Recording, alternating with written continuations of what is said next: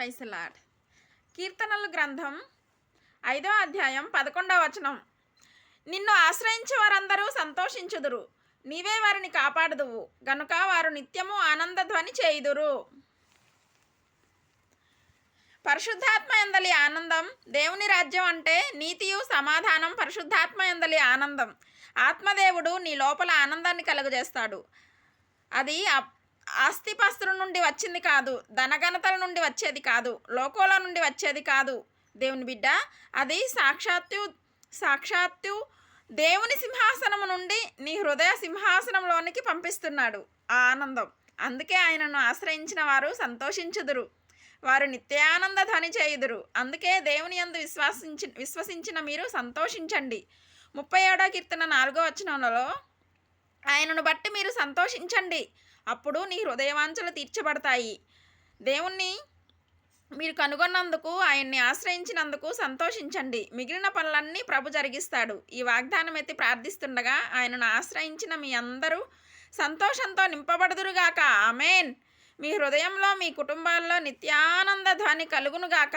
Amen. ఒక చిన్న కీర్తన పాడుకుందాం.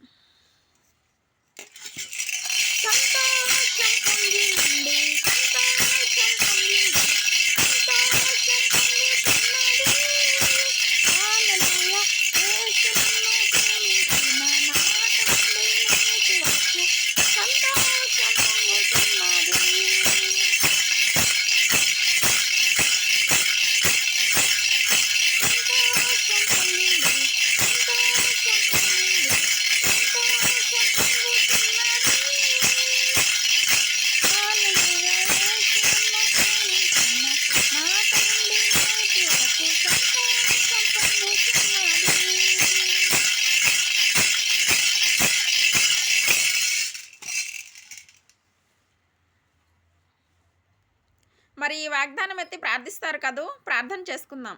పరిశుద్ధమైన మా ప్రియ తండ్రి, నిన్ను ఆశ్రయించే వారందరూ కూడా సంతోషించుదురని, నిత్యానంద ధ్వని చేయుదురని వ్రాయబడింది. రక్షణానందము నీ యందు విశ్వాసం ఉంచటం వలన వారికి కలిగింది.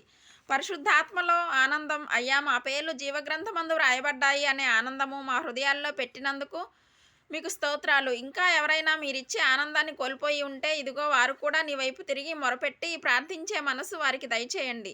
వారి బ్రతుకులను వెలిగించండి ప్రభువా. ఎవరైతే విచారంతో, దుఃఖంతో, వేదనతో కృంగిపోయి ఉన్నారో వారికి పరిశుద్ధాత్మ ద్వారా గొప్ప సంతోషం వారికి అనుగ్రహించండి. యేసు నామములో వేడుకుంటున్నాం మా గొప్ప తండ్రి. ఆమెన్. దేవునికి మహిమ కలుగును గాక.